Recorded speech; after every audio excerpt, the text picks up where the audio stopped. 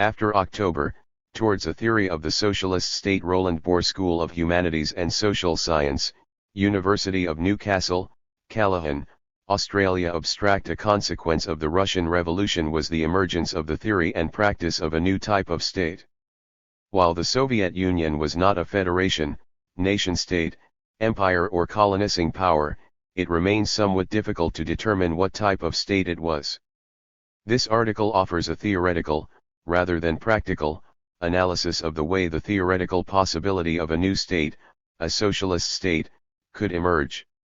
The first step of the argument deals with broader theories of the state, although the vast majority focus on the European situation, variously calling it a nation-state, liberal state, capitalist state or bourgeois state. One searches in vain for detailed theoretical studies of the socialist state.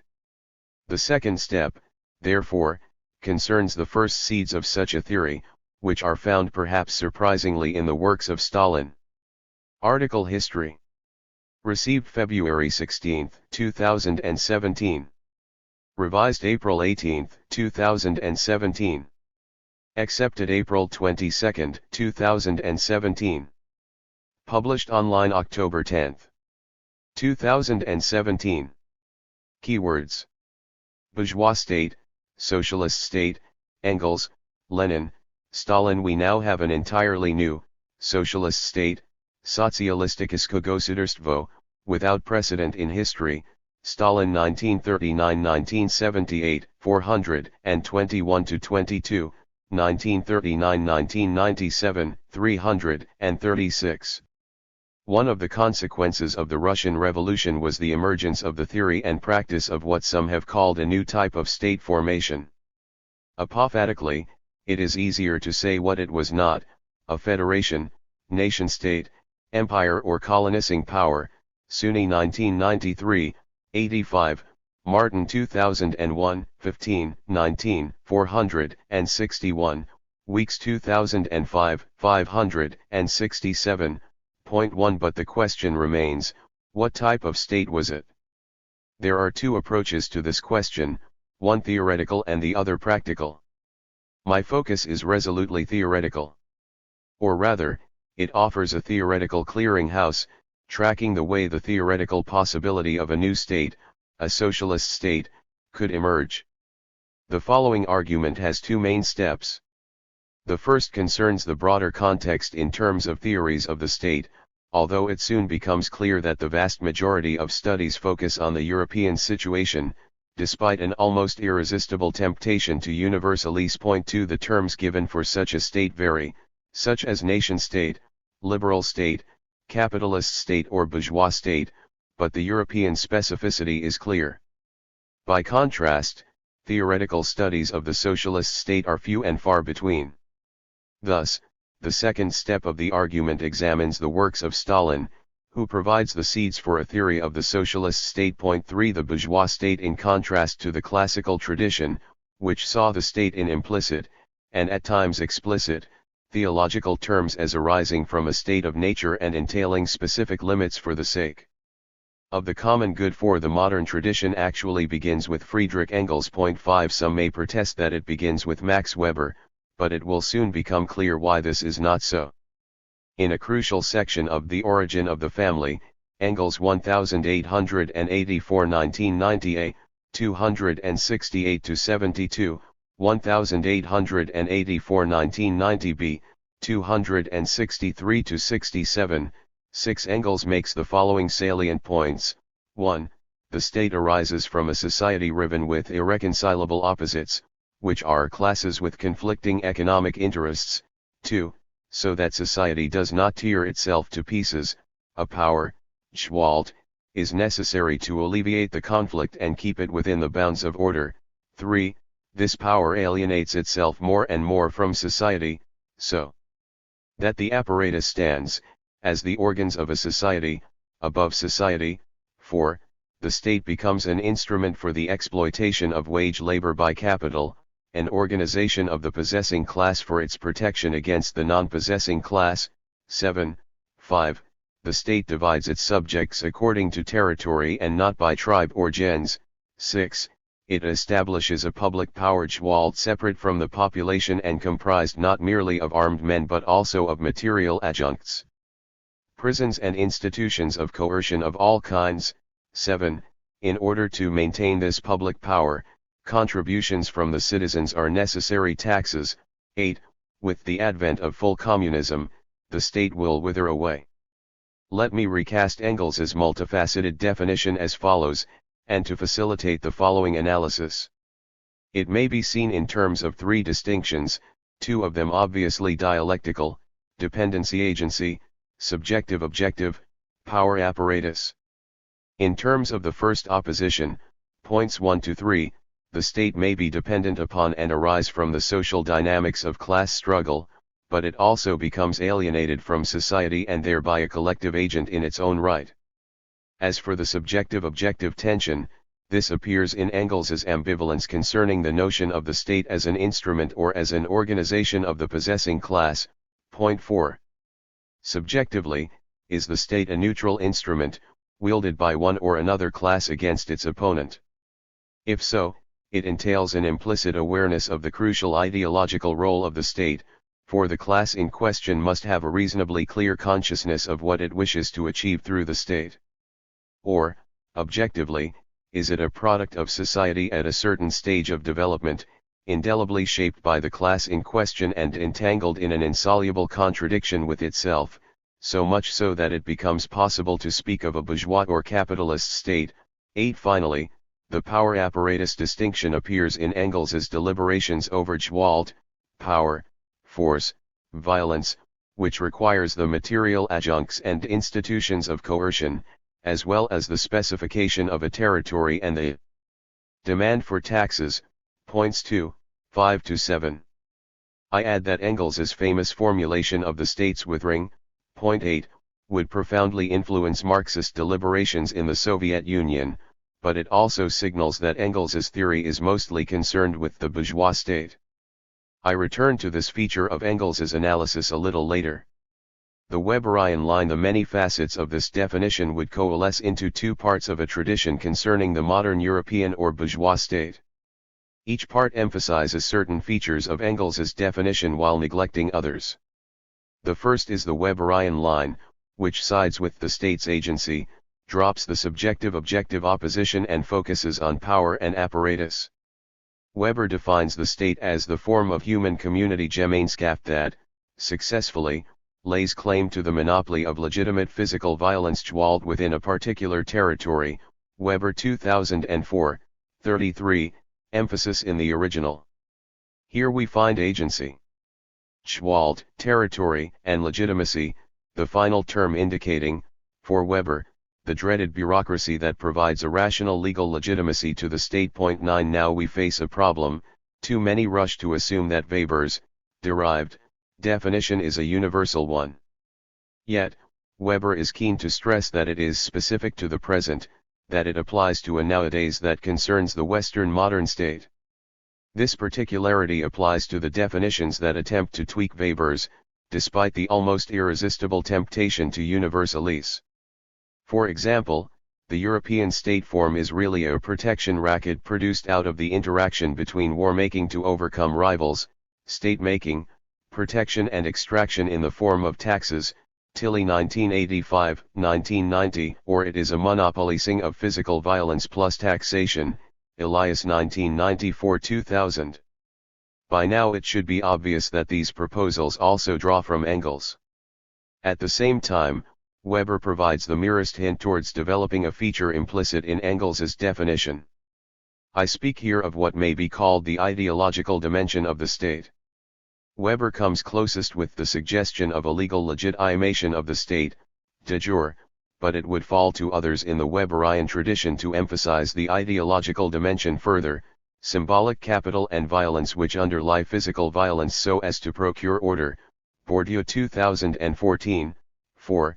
10. A cultural and moral power that constitutes and regulates social and individual identities, Corrigan and Sayer 1985, or indeed the neologistic processes of biopower and governmentality, Foucault 2012-2014.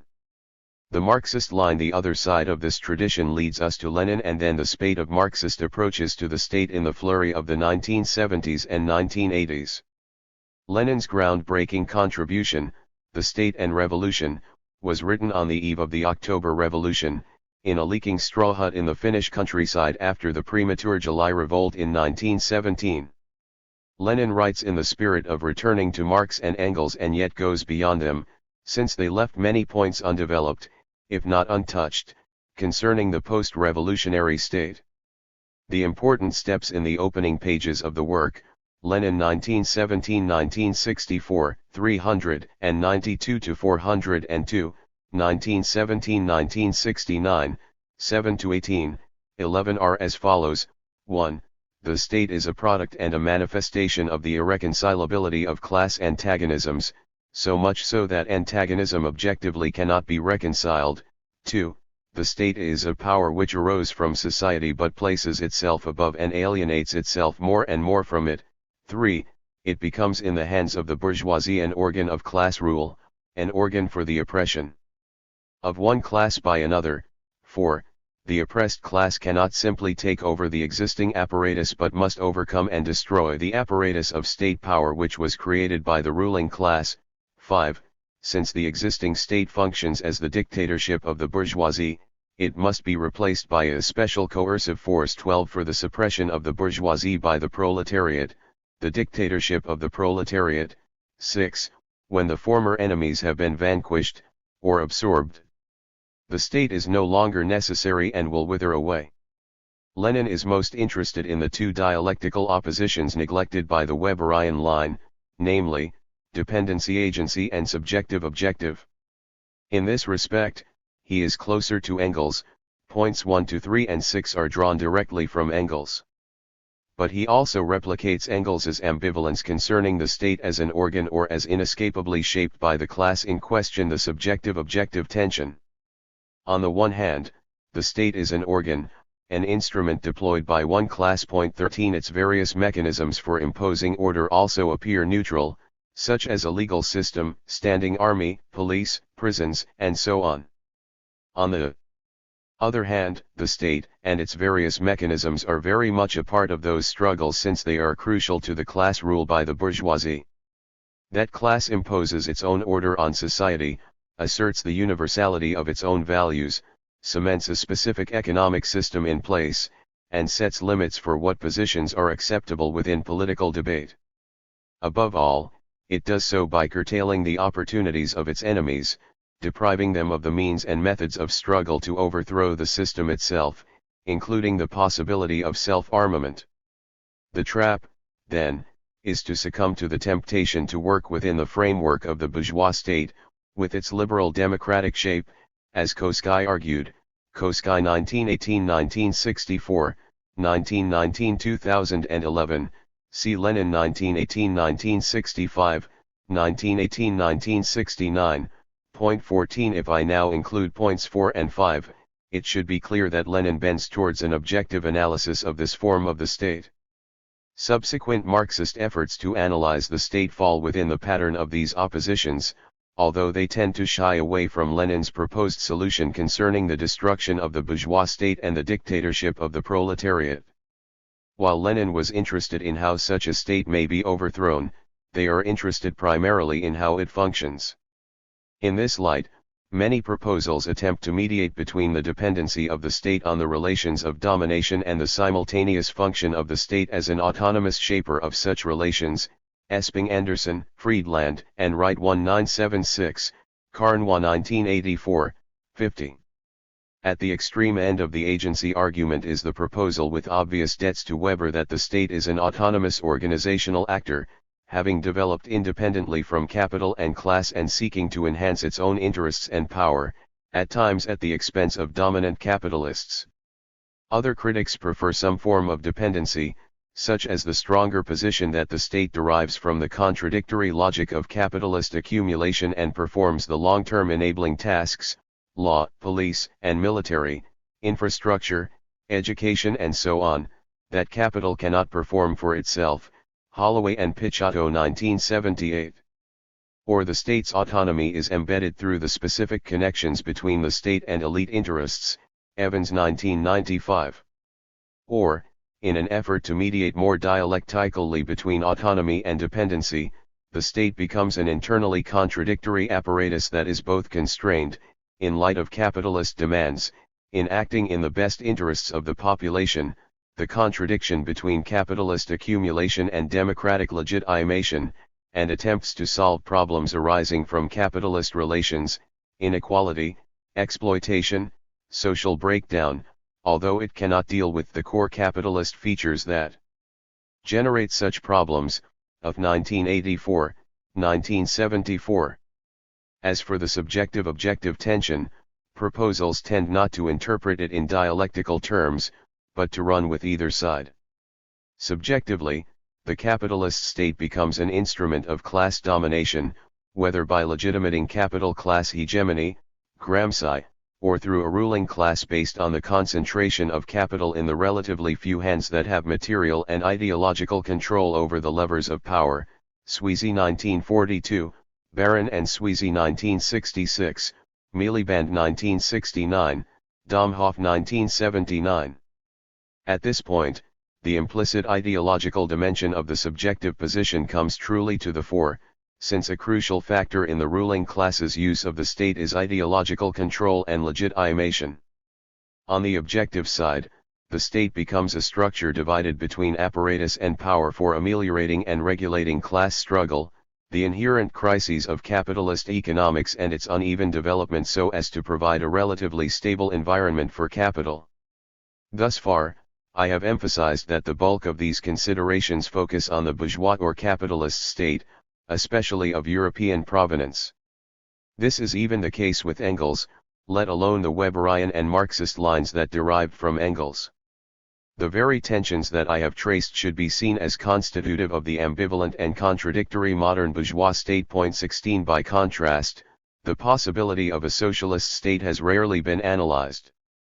Those who do so tend to focus on the practical realities, seeking to assess the actual formations of the Soviet Union, Third-Born 1978, Harding 1984, Hagen 1990. Analysis of the theoretical background to the socialist state is almost non-existent. In the next section, I turn to Stalin for the first theoretical steps in developing the possibility of a socialist state. A theory of the socialist state. Although Stalin is usually ignored in analyses of the state, he is the one who produced the first seeds for a theory of the socialist state. In order to do so, he had to overcome a number of hurdles bequeathed to him by Lenin, let alone Engels. The first concerns the tension between the state as a neutral instrument and as a form indelibly shaped by the particular situation and the class in control, while the second concerns the doctrine of the state's withering. In short, Stalin had to face squarely the limitations of Engels and Lenin in their focus on the bourgeois state.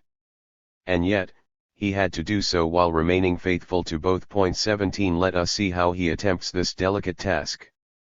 The following analysis follows the twists and turns of Stalin's texts, tracing how he arrives at the theoretical basis for a socialist state. Neutral instrument. Concerning the first hurdle between a neutral, and implicitly universal, tool or a specific form, Stalin initially tends towards the former position but then shifts decisively to the latter. In his earlier reflections, Stalin tended to see the state as a somewhat neutral tool that can be used in one way or another. Thus, if one speaks of a bourgeois or proletarian state, one speaks of the class that is wielding the state for its own purposes. For instance, in 1925 Stalin mentions, with reference to Lenin, a new proletarian type of state, Stalin 1925-1954a, 313, 1925-1952a, 306. He defines it as a state that exists not for the oppression of workers, as with a bourgeois state, but for their emancipation. Clearly this is a position close to Lenin's more instrumental notion, as the quotation from Lenin regarding a socialist state in the same year indicates, Stalin 1925-1954b, 163, 1925-1952b, 161. Indeed, Earlier references to a socialist state continue in a similar vein, where Stalin offers any hint of a definition at all. 18 So, in a report to Lenin he speaks of an apparatus needed to build the socialist state. Stalin 1919-1953a, 231, 1919-1947a, 224, see also Stalin 1929-1954c, 129, 1929-1949c, 123, 1933-1954a, 178, 1933-1951a, 175, or of the socialist state systematically raising the wages of workers and reducing prices so as to provide the basis for economic well-being. Stalin 1927-1954b, 198, 1927-1948, 195, or of such a state not being one that exploits peasants even in the scissors situation of the late 1920s, since improvement of economic conditions is a basic feature.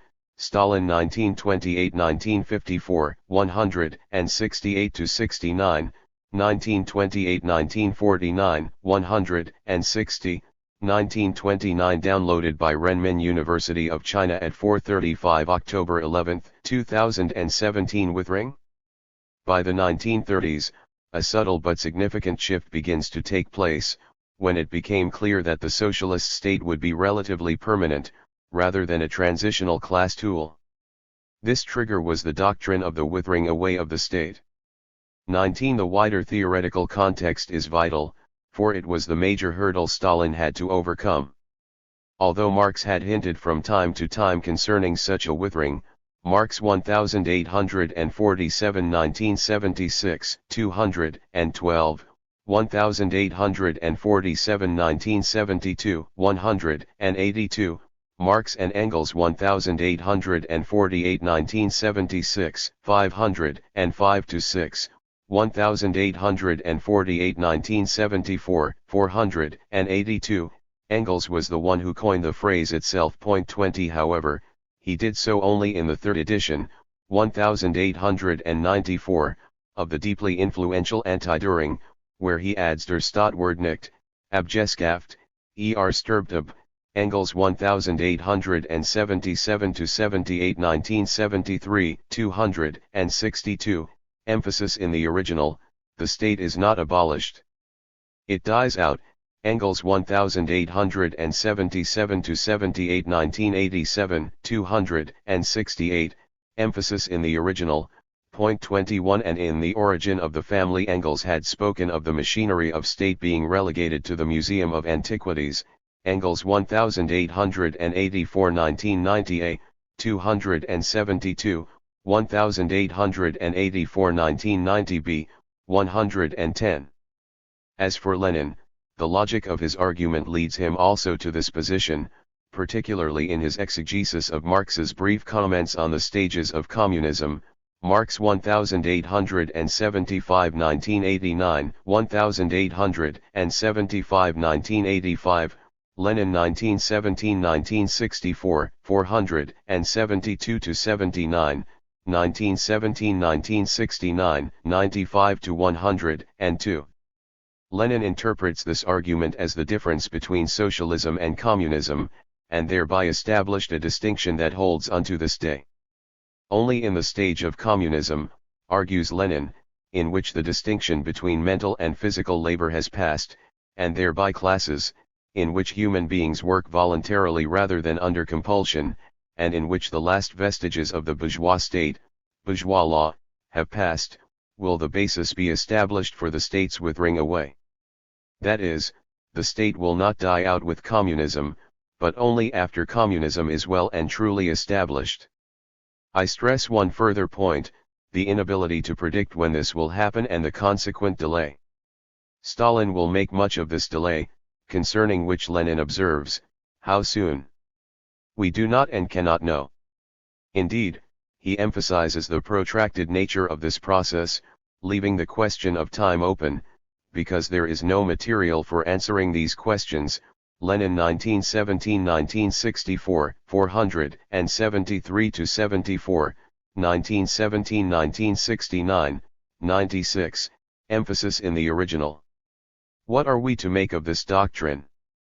As Losurdo points out, both Marx and Engels equivocate over what is really an anarchist position, Losurdo 2016.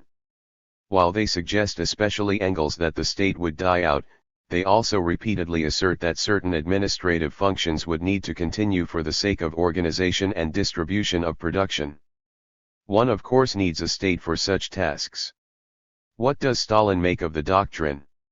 While he initially adheres to it, Stalin 1906, 1907, 1954, 336-38, 1906 to 1907, 2013, 160-62, 1925-1954b, 161, 1925-1952b, 158, he also reinterprets it in light of the dialectical realities of what was now a much longer era of socialism. Such a reinterpretation begins to appear in 1933, in the midst of what one may initially suspect would be a rather droll joint plenum of the Central Committee, Stalin 1933-1954a, 211-16, 1933-1951a, 206-12. Point 22. The immediate context is the completion of the first five-year plan, with early claims that socialism had been founded in all aspects of the economy. One might expect that capitalist elements have been eradicated, but not quite, for he argues that the moribund classes, although defeated, have resorted to worming their way into the new forms of industry, agriculture, trade, and even government in order to sabotage the new project. This situation leads him to argue for the intensification of class conflict, but as he does so, he also offers this comment on the state's withering. Downloaded by Renmin University of China at 4:35 October 11, 2017. The abolition of classes is not achieved by the extinction of the class struggle, but by its intensification. The state will wither away, not as a result of weakening the state power, but as a result of strengthening it to the utmost, which is necessary for finally crushing the remnants of the dying classes and for organizing defense against the capitalist encirclement that is far from having been done away with as yet, and will not soon be done away with.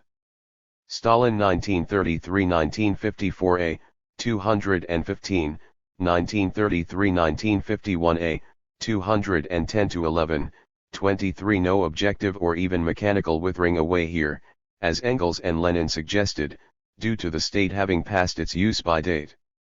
Instead, it requires subjective intervention, actively strengthening the state in order to deal with the ferocious mischief and slander of one's class opponents. As he puts it elsewhere in debate with Bukharin, the purpose of a strengthened proletarian state is to smash the bourgeois state, which will only then enable a withering away of the state. Stalin 1929-1954b, 77, 1929-1949b, 73. Crushing one's opponents requires an even stronger state, let alone the need for a professional army in order to deal with international marauders. Point 24. Yet, the full force of his dialectic requires another turn. The state's strength is not merely the basis for its withering. The growth of the Soviet state's power intensifies the resistance of the last remnants of the dying classes. Stalin 1933-1954a, 216, 1933-1951a, 211-12. Delay of communism. The seeds are already here for an argument for a strong socialist state. But let me first deal with the phrase "will not soon be done away with" from the text quoted above. Stalin picks up Lenin's emphasis on the length of time required, not only for communism but also for the withering of the state that follows. Elsewhere, he stretches out the interim of socialism, pushing the era of full communism further and further into the future. So he emphasizes Lenin's phrase concerning the very, very long time okan dalgo that it will take for global communism with its global language to arrive. 346.25. A couple of years earlier, in response to a question from the first labor delegation from the United States, Stalin comments laconically, "Clearly, we are still a long way daleko from such a society, Stalin 1927-1954a, 140, 1927-1949a, 134. The sense of delay increases in the 1930s, precisely in the context of the socialist offensive. For instance, in a speech to collective farm shock brigaders in 1933, Stalin observes that a happy, socialist life is unquestionably a good thing. But, he continues, all that is a matter of the future. Stalin 1933-1954b, 252, 1933-1951b, 245.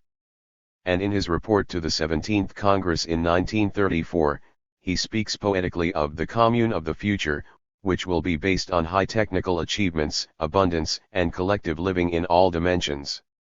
When will that be? He asks in his typical catechetical style. Not soon, of course. Konkno, N.E. Skoro, Stalin 1934-1954, 360, 1934-1951, 353. Yet the question remains, when? A universal culture and society will not happen even in the early period of communism, which will be global and see a universal dictatorship of the proletariat. This stage marks only the beginnings of communism, for which we need to await a near mythical time in which communism becomes part and parcel of the life of the peoples. Stalin 1929-1954a, 364, 1929-1949a, 349. For this to happen, communism in economics, politics, and culture must become second nature to human beings and the planet. From the practical to the theoretical. In the meantime, the stage of socialism was gaining its own characteristics. No longer was it seen as transitional, but it was becoming a stage in its own right. What is the nature of the state taking shape? Was it a relic of the bourgeois state, as Lenin would have it, or was it distinct and new? Circumstances had led to the position that the state was not so much a neutral instrument but a distinct and concrete entity determined and shaped by those in control. This situation evinces both practical and theoretical arguments, with the former leading to the latter. These appear in Stalin's most substantial reflections on the nature of the state, Stalin 1939-1978, 411-22, 1939-1997, 330-36, see also Stalin 1951-1952, 1986, 289, 1951-1952, 1997, 218. The issue once again was the state's withering. Now the situation was widely agreed to be an achieved socialism, with the exploiting classes abolished as a result of the socialist offensive. Why not give the state a push, argued some, enabling it to wither and become a feature of the Museum of Antiquities? Stalin replies by returning to Engels's well-known text, discussed earlier. True enough, suggests Stalin, but he invokes the spirit of Marxism through the letter. At an abstract theoretical level, Engels may be correct in light of the circumstances in which he wrote, but circumstances change and Marxists should reinterpret in light of the changed situation. The relevant circumstances in 1939 include the reality of specific internal developments in the country and the international situation. Thus, class opponents have been abolished within the Soviet Union, which entails that his argument from 6 years earlier concerning the intensification of class conflict is no longer necessary, or, at least, it is not necessary internally. The external situation is another matter. In a global situation, enemies abound, with the capitalist encirclement, persistent interventions, and the ever-present threat of a fifth column. The new proletarian state may be able to withdraw from the internal situation, if not die away to some extent, but it would be foolhardy to imagine that international forces would simply leave the Soviet Union alone. The class struggle has shifted, from an internal reality and constitutive of the state, to an external and international reality, in which socialism faces off with capitalism. In this situation, one can hardly expect the dismantling and withering away of the socialist state. As Van Ree observes, he was realistic enough and not enough of a utopian to embark on a course of self-destruction. Van Ree 2002, 137. The pertinence of such a practical assessment in 1939 should not be missed. While he develops this argument, Stalin returns to his point that the founders of Marxism could hardly have known what the actual situation would have been under socialism in power, especially in terms of the development of socialism in one country, and so their abstract formulations need to be reconsidered. Crucially, even Lenin's The State and Revolution remained incomplete, with a second volume unwritten due to the realities of the October Revolution. Lenin may have tentatively called this section the experience of the Russian revolutions of 1905 and 1917, but Stalin seeks to deal with the experience of the socialist state after 1917.26. In short, Stalin argues that this second section concerns nothing less than the second stage of socialism. I cannot emphasize enough this distinction between a first and second stage of socialism and thereby of a socialist state.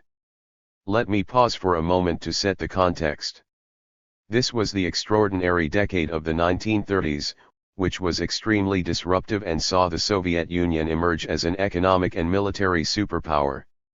The decade began with the socialist offensive underway, with its massive industrialization and agricultural collectivization, seeking to overturn at breakneck speed the sheer backwardness of Soviet industry and the chronic famines that had devastated Russia for decades, well before the October Revolution. Davies, Harrison, and Wheatcroft 1980-2003, Togger 1991, 2001, 2005. The socialist offensive produced its winners and losers, with many enthusiastically embracing the changes and not a few dragging their feet, if not actively opposing the process. It was a decade of the affirmative action program in relation to minority nationalities.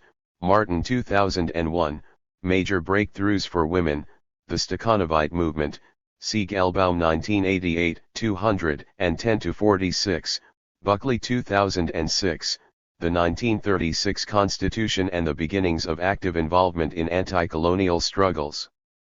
At the same time, it also saw the elimination of the kulaks as a class, the gulags, criticism and self-criticism, the profound threats of a fifth column from exiled opposition forces and the Red Terror. In the midst of this revolutionary period, the theory of a new state began to emerge. In terms of this theory, we may distinguish between form and content. Formally, in the act of distinguishing between two phases of the socialist state, Stalin opens up the possibility, if not necessity, for a socialist state in its own right. It remains to provide some content, beyond Lenin's initial formulations. In the first stage, the socialist state functioned as Lenin stipulated, dealing with class enemies internally and externally, predicated on the interests of the laboring majority. This majority seizes control of the state apparatus and, through the dictatorship of the proletariat, wields the state apparatus to crush its enemies. Stalin adds the need for economic reconstruction and widespread universal education, which includes the crucial component of ideological education. Only in the second stage does the socialist state begin to come into its own. Content concerning this stage must be drawn from various writings by Stalin, especially since he provides only the briefest of suggestions in but one paragraph of the piece I have been analyzing thus far. Stalin 1939-1978, 420-21, 1939-1997, 335-36. The first three of the following points are drawn from this paragraph, but the remainder must be drawn from other writings. 1. The elimination of the last remnants of capitalist elements. 2. The establishment and reality of a socialist economic system, as a result of the socialist offensive. 3. Cultural revolution, by which Stalin means educating and raising the masses to socialism. 4. The internationalization of the class struggle and thereby of the dictatorship of the proletariat. Farmers and intellectuals, in which the military, punitive organs and intelligence services turn their focus to external enemies. 27. 5. The consequent need for a strong socialist state, internally for the sake of enacting comprehensive reforms and externally for the purpose of protecting socialism in the context of capitalist encirclement. New approach to the national question, in which the international category of class provides a new angle on the diversity of nationality. So that the socialist state is a multinational state, Boer 2015, 29, 7, the positive or affirmative action program of the Soviet Union, which was not only the world's first in terms of minority nationalities, or ethnic groups, but also requires a strong state and has been followed by socialist states since, Martin 2001, 8, the resolute anti-colonial drive that arose, theoretically and practically, from the internal experiences of affirmative action and provided the basis for the post-colonial era, Boer, forthcoming, 9, the need for the Communist Party to hold the reins of downloaded by Renmin University of China at 4:35 October 11, 2017 power, although in a dialectic of transcendence and immanence that constitutes socialist democracy, the party should never forget that it arises from the masses and is responsible for guiding them forward. Stalin. Conclusion: at the threshold I suggest that Stalin has arrived at the threshold of a theory of the socialist state, in rather stark contrast to the majority of Marxist and other scholars, whose concern has been the bourgeois or capitalist state of European provenance. This is so even for Engels and Lenin, although they at least seek to understand the bourgeois state so as to overthrow it. Yet they remain trapped within its framework, signaled by the theory of the state's withering. This difference becomes apparent when we compare Engels's main points with those of Stalin. So stark is the difference that the only intersection between them concerns struggle. For Engels, and Lenin following him, the bourgeois state arises from class antagonisms, but then alienates itself from them to become a distinct structure shaped by the concerns of capital. By contrast, for Stalin the socialist state is clearly involved in struggle. It prosecutes socialism, the interests of workers, farmers, and intellectuals, internally and increasingly externally. This takes place at many levels, in terms of economic construction, cultural revolution, nationalities policy, affirmative action, anti-colonialism and an internationalization of the dictatorship of the proletariat and peasants. At a theoretical level, Engels and Stalin are speaking of rather different entities. For some, the differences are simply too great, so they dismiss Stalin's arguments as a betrayal of Marxist orthodoxy, as opportunistic and a finding of excuses to maintain the power of the Communist Party and thereby his own power through what was nothing more than a bourgeois state riven with class conflict. Aspachurian 1954, Balibar 1977, 49-55, Palantzas 1980, 253-56, Cliff 1987, 144-61, Resnick and Wolf 2002, point 30. At this point, we arrive at the intersection of theory and practice. I have emphasized throughout that my concern has been theoretical, moving from the overwhelming focus on the bourgeois or capitalist state to the first seeds of a theory of the socialist state. Many are those who have trod the ground of the former, while very few have even attempted to analyze the latter. Stalin was one of the few, if not the first. But his suggestions remain very much first steps towards a much fuller theory of the socialist state. The questions that remain are many. Does such a theory apply to other socialist states, or was it specific to the Soviet Union? How many stages can be identified? Is a communist state possible? 31. What is the relation between theory and practice? And what does the rich history of states with socialism in power teach us about such a state? The possibility of such questions and debates is possible only by stepping through the theoretical threshold provided by Stalin.